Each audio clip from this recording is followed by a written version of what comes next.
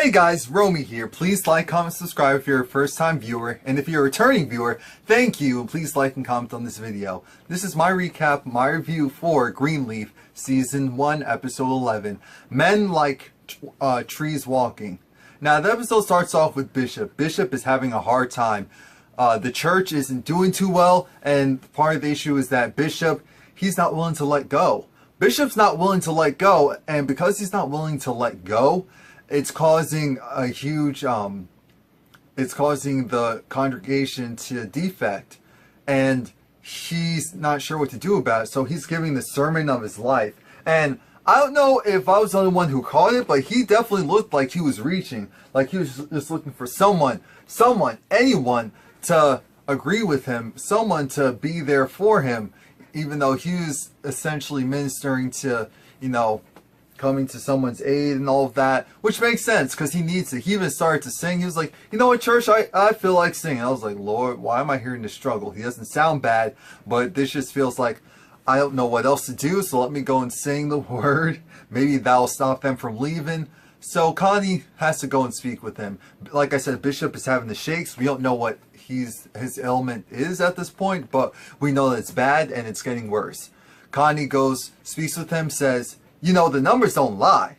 You know, I listen to Jay-Z, so I know numbers don't lie. And what the numbers are telling me is that people are defecting from the church, and there's something that we need to do about it. So, Pastor, what are you going to do about it? Because I've been trying to do everything that I can, but, you know, what about Jacob? What about Jacob? Jacob, we need someone. We need anyone. We need help. You need help. I want you to succeed. The congregation is slowly getting smaller. They are drifting away. Tithes are decreasing. You know, and of course tithes are decreasing. Less people are there. People just aren't feeling Calvary Church right now. So I need for you to figure it out. What about Grace? Grace! Oh gosh, she's even worse. She's the reason why this is all happening. And so Bishop just doesn't want to let go. Now Bishop is at home. He finally gets home and he's talking to Lady May, but Lady May isn't talking to him. He's just like, okay, so what are you doing your sermon, your ministry? What is it focusing on right now? The ladies. It's focusing on no good men who don't listen to women, and because they don't listen to women, then things like this occur. Of course, that's not what she actually said, but that's what she wanted to say. And again, Bishop is being super secretive.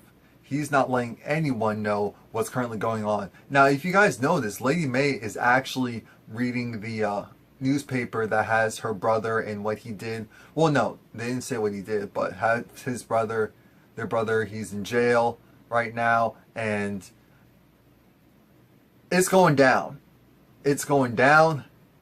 It's been a month, actually. It's been a solid month, and Bishop still hasn't said a word. Of course, Mac hasn't said a word regarding what's really been going on. And I feel like it's just a huge Creflo Dollar Ponzi scheme. I feel like we all know that already. So why is that such a big, like, did they kill someone? Did they steal the land from someone? Because that's what I'm trying to figure out. It just seems crazy. Why doesn't he want to go and tell anyone what he had Mac did and he was involved with? What did he do? I feel like that should be the hashtag. What did Bishop do? Now, we see Carissa. She's in the meeting and Misty's there. Of course, Lady May's there. They're trying to figure out how they're going to pay for the women's brunching. And it's supposed to be held at this hotel, but they don't have the money. Half of the people backed out of it, and so they don't have the money to cover the rest. How much do they need? Lady May asks, $4,500. Lady May was like, you know what? Clearly I can't rely on the board to go and get things done, so I'm just going to go and do it myself. Charity is just like, no, let the church pay for it. Charity, who do you think is paying for your lifestyle? The church. So shush, shush, you're with child. So I'll say, shush. Shush, calm thyself. And let grown people talk. You're about to have twins and I feel more grown than you. Now, Lady May was pissed because Carissa was the one that was saying, you know, maybe we should bring it to the church. The church! We've never had something like that at the church. We have that at the hotel. And they're walking because they're trying to figure out plans. How are they going to raise more money in general? And so Carissa was just saying, you know, to save money, my aunt has sheets that look like curtains. My aunt has sheets that look like curtains. Now Charity comes up with an idea, you know, maybe she can go craft a song and she can sell it. It's just like, oh, bless your heart, baby. And Carissa, you need to do better. So Charity, yes, about this song. Yeah, Charity, you're so cute. Do whatever you want. You sure it's not too hard on you? They baby Charity so much. They baby her so much. Kevin is talking to his man. Kevin's talking to his man and has to let him know the bad news that the church can't afford to sponsor this whole help out the homeless stick anymore. Why? Because they need to bring in something that will actually generate money for them. So yeah, you guys have to leave. You don't, well no, we'll phrase it like this. You don't have to leave, but you have to get the heck out of here. And of course Kevin is distraught because it's like, oh my gosh, I don't know what's going on right now, but I don't want to see him go type of thing. That's what his eyes were telling us. That's what his eyes were telling us. I was like, let's move on from this. Now Grace is talking to, I almost called her name Serenity, to her daughter, Sophia, and Sophia needs more clarity because right now Sophia, this is someone who's never read the Bible before. So they're going over Bible verses, and it gets to a verse that talks about, of course, Jesus when he laid his hands over a blind man's eyes, and he took them away and said, what do you see? The first time, all he saw were men that looked like trees. The second time, he looked like his vision was restored. So Sophia was trying to ask, so why did it take even Jesus more than once to be able to cure someone? Like, what was that about? And because Grace is still out of touch, Grace is just like, oh, well, you know, at first you don't succeed, try again. Grace.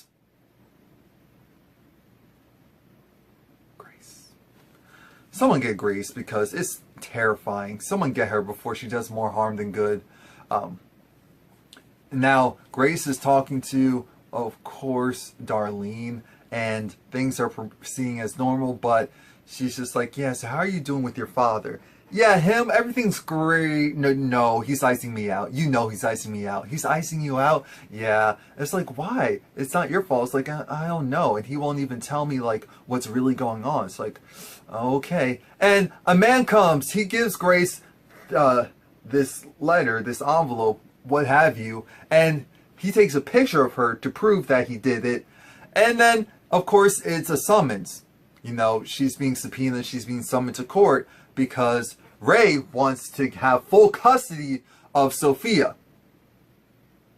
Okay. Now, Alexa, that's the girl who Jacob was sleeping with. And she came back to the church because she wants to sue. She came back with her high-powered lawyer that did all the talking. And the lawyer said, look, your church isn't doing too well right now. It's in the news for a lot of things. So I really need you to go and work with me here because this could get a lot worse for you. She's worked and covered some things for you. So basically she wants some hush money. And he was like, so you want a Ford or do you want a Porsche? It's like, yeah, we're looking more so a Porsche. It's just like, we see each other. Okay, I understand. I'll figure it out. Leading her out, Jacob comes in and the lawyer introduces herself. And then Jacob sees the harlot. And, well, Jacob's one too, so we'll call her by her name, just out of some form of respect. Jacob was just like, wait a minute, what's she doing here? Oh, well, you know, she came to, I'll be candid with you, she was there to go and get hers, and Bishop was like, you know what, Jacob, don't worry about why she's here, just know that she'll be gone, she will be well compensated, and that you'll actually need to pray for her, because when it comes to people like that, you usually have to pray extra hard for them, because things tend to work out in ways that they've never imagined. And when he when Bishop said what he said, I'm thinking, Lord Jesus, is Bishop trying to set this woman up? Is she is he really trying to use the power of the Lord against some? Anyway, so Bishop talks to Jacob, and Jacob's wondering, okay, what's going on here? Grace isn't being offered the position. You're doing whatever you're doing that's not working. Why can't I come back? I know they want me back. Why can't I come back? And Bishop, he's very honest. He's just saying how, you know what? Here's the reason. I actually love you, and I love you a lot. When Grace left, you left your dream of playing baseball in order to come and be a part of the church. You did that for us. Now's the time for you to go and decide, what do you really want to do? What is your true calling now? And I honestly don't think or feel that it's the church, or at least Calvary. So that's why I can't accept you back. That's the real reason. And I was like, okay, when you put it like that, I was like, oh, that's actually kind of nice. But Jacob looks very just determined to go and gets what's his, so to speak. So I don't think Jacob's going to go and become a Little League coach. No. What's going to happen is Jacob's going to leave and do some foolery. And Bishop remembers, wait a minute. He tells his, the assistant that was watching either Basketball Wives or Love and Hip Hop in the last episode, that he needs some flowers ordered. And Bishop, there's just a lot going on with that man. Now, it's like a teen Bible study that's going on, and Zoe and Sophia are there. And remember the woman from that camp that like lights out, or whatever it's called, program that they went to? Yeah. So she's hosting it, and she asks Sophia, yeah, so what do you think about this verse? Remember, it was the verse that she was talking with her mom about. And Sophia at first was apprehensive because the teacher called her out, and it's like, you've been here all this time and you've never really contributed. Why is that? And she's just like, I don't know the Bible. It's like, this place is full of people who don't know the Bible or don't know it that well. And here you go, having this kid saying, oh, she was quiet because, her uncle must have been touching her up her skirt. Out! Out! Now! You little brat. And so Sophia says something very profound, because they're just like, so what do you think about the blind man who could now see and the whole process? And she puts it, she was just like, well, maybe it was in reference to people. People don't really see, they're just looking. And what she meant by that was, people, the man the first time, he saw the men, but he didn't see them clearly. He saw them like as trees, their roots, them being rooted, their foundation, the core essence of them. He wasn't just looking at their physical appearance. He was looking inside them, looking at their makeup, seeing what they were all about. And I feel like we bypass things like that in everyday life when we're just absorbing all this general information, but not really taking time to go at the root of an issue or at the core of a person. So they're just like, by golly, I think she's got it. Jacob's back home and he's talking with Carissa. Originally he was playing with the son, the nanny takes the son.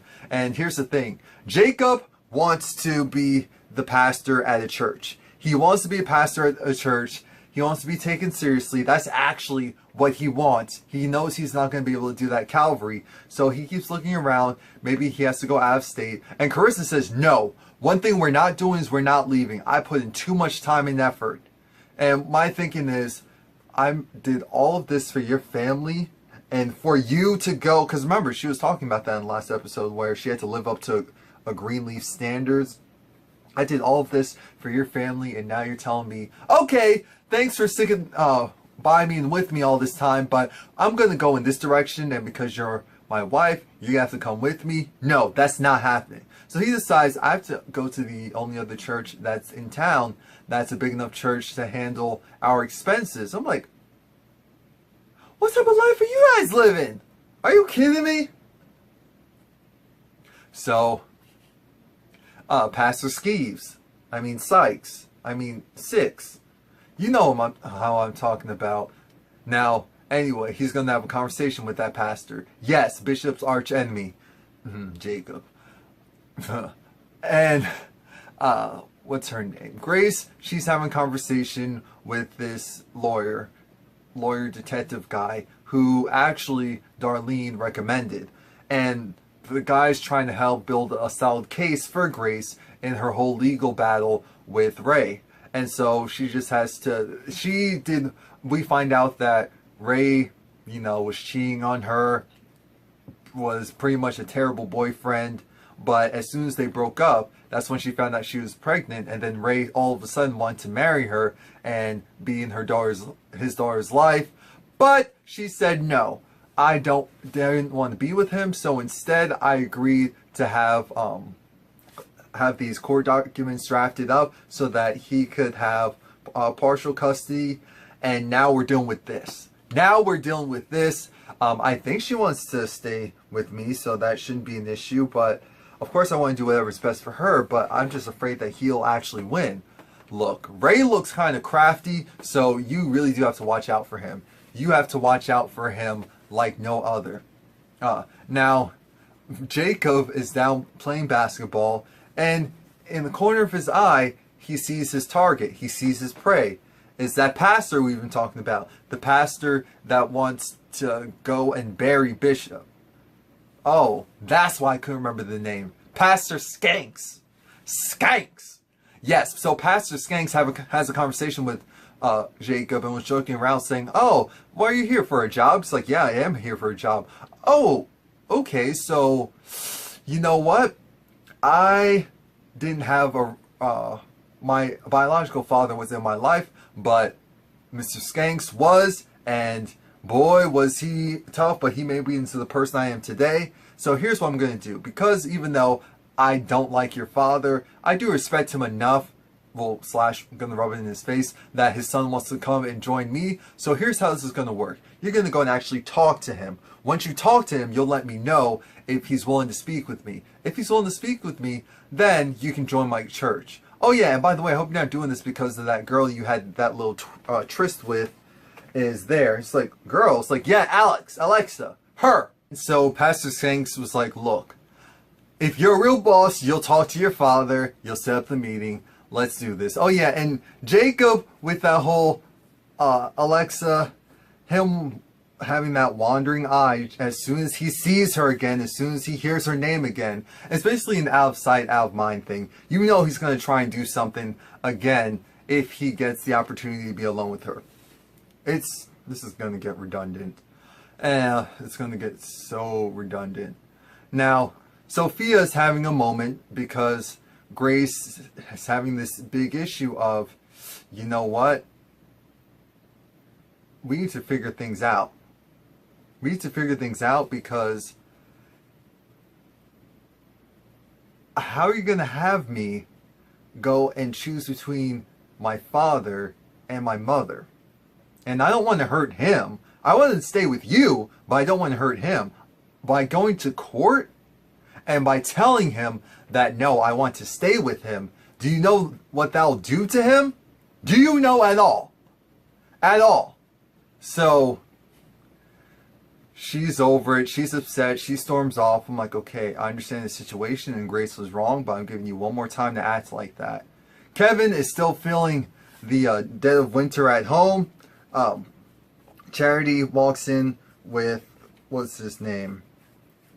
Walks in with Caleb and also the other woman from the church. And Caleb's just like, "Oh, we're getting some stuff to deck out the nursery for the daddy to be and mommy to be." And the woman from the church knows what's going on. She doesn't know the details because Charity doesn't even know the details. But we can see that she clearly is not here for Kevin. So she has this look of, Caleb is still clueless. Now, Noah and Grace, yeah, they're still kissing and making out, but Noah didn't tell Grace, didn't inform Grace that he's going to potentially work things out with Isabel. See, Noah is really the person in the wrong in the first place because Isabel made it clear that they're going to try and give it another shot once the summer is over. Noah's thinking, alright, let me get Grace out of my system, and then I can go and try and make things work with Isabel. And Grace was just like, yeah, so you want me to leave? Are you here for me? She's just like, no. She was just like, no, what are you talking about? She's like, no, of course I love you for the way you are. I don't want you to change or anything like that. But Grace knew that there was something off. Grace knew that, you know, maybe I should go. And he was like, okay. And the fact that he didn't try to fight to have her stay, that said a lot. Because it was the same situation when he was dealing with Isabel. Now, Lady May, she sees the flowers. She calls in her assistant. The assistant tells her, it was from Bishop. You remember, it's your anniversary? This is like, oh yeah, this is the right date. Yeah, okay, let me look at the card. Nah, he's still no good, no. So, Kevin's going through it because he hasn't been able to sleep well. And his crush goes and asks him, oh, how are you doing? They have a walk, and this is when Kevin tells his whole life story of how his father was in and out of their life, and one day he just left without coming back. He had a wandering eye. He didn't really care much about family, and so now Kevin's wrestling with, he feels like he's going to do the same thing. He feels like he's going to walk out on Charity. He's never cheated on his wife, but he is tempted, and, you know, it's all started off of a phone, and him just doing stuff on the phone. He doesn't say what's going on the phone, and you know, the guy's trying to console him, but it's just like, yeah, but we're still gonna hang out even though this is the last week. We're not gonna have constant communication. We can still things outside the church. It's just like, yeah. I was like, okay, that's weird, but whatever. But again, Kevin, he feels something. He's trying to fight the urge. He feels something. He's trying to fight the urge. One way or the other, it's going to come out. Lady May, she goes and interviews their maid. I forgot what the maid's name is. Remember, this is the maid that went and snitched. And Lady May was just like, congratulations. I know you wanted to get the scholarship for nursing. I wanted to give it to you personally. She's like, oh my gosh, thank you so much. It's like, don't thank me yet. You know, I wanted to make sure I gave you this in person because I know what you did. I know that the news reporter called you and informed you of what was going on. I'm thinking he could have lied, but I guess then again, he probably made it really convincing to where she knew he was telling the truth. And so Lady May's just like, yeah, I know that you're the reason, you're the snitch. You're the one that confirmed the story, the potential story. And she was like, no, I didn't say anything. That's right. You didn't say anything. Your silence was everything. And so this is your tuition. Your tuition will kick in. Here is your last paycheck for the month. This is your advance. You can leave. Don't come back to the house. I don't ever want to see you again. You know, and the scholarship will only cover you for the first year. Afterwards, you can figure it out on your own. I'm like, damn. Lady May is not one to be messed with. No. Grace goes, tries to talk to Bishop, and Bishop's just like, you know what? I'm tired of you. This is all your fault. I don't want to hear anything you have to say. Why couldn't you just wait? Why couldn't you just wait? And she's looking at him like, wait? How could I wait? I've been waiting for 20 years type of thing. And I finally get the opportunity. I took it. It's just like, you couldn't just do things my way? What's your way? You're not even telling me what's going on. So how am I supposed to help you when you're not telling me what's going on? It's just like, you're just supposed to know. Well, you know what? I'm done with you. Get out. I can't deal with you right now. Oh, exercise your pride and joy just because you don't want to go and admit the truth? Oh, give me more time. Give you more time. You know who needs more time? Kevin. Kevin goes to try and pick up Charity while she's practicing with Caleb. And Charity's like, no, you can go. And the song, of course, that she's singing is very fitting for the moment. I think it was about, you know, leaving and going and all of that. Because the next thing you know, because she was like, I'll bum a ride, you can go home. He looks like he has his things. It almost looks like he's ready to leave and walk out of life, and then he opens up the door and sees the nursery, and something in him is just like, no, you have to stick things out. You have to tell her everything so that you can try to move forward. Bishop goes home and he sees that his wife is not there. He gets a call, and guess who it is? Mac. Mac wants to know if hell is real. Why does Mac want to know if hell is real? Because he needs to know if forgiveness is real, if he can really repent. And that's basically what Bishop said. You know, I'm not into a God that is a vengeful God. That's not who I believe in. I don't think that he just expects us to be perfect and all of that. I expect that regardless of what we do, we all go and meet him at the pearly gates. Now, depending on what you've done and if you're willing to have accountability for it, will determine if you can join him or face whatever the consequences may be. So I was like, oh, that's a real conversation, but this is going on too long because this is Mac and he doesn't deserve all this. So let's speed this up. Go, go, go. Now, the last scene is Sophia. Sophia, the way how she was talking, I was like, Lord, was she snorting Ritalin or Adderall again? Because I'm like, the sound is so noisy. I'm like, Lord Jesus, this child. But she's happy where she is. She doesn't want to leave regardless of what's happened. She loves her mom. She doesn't want things to change too much. So she's going to go and do whatever she has to do in order to stay with her mom. So that was it. Please like, comment, subscribe if you didn't already do so. And remember, from August 18th to August 27th, my TV recaps won't be available until August 28th. Alright, so of course that includes next week's review of Greenleaf. So, I'll see you next week, Sunday, guys.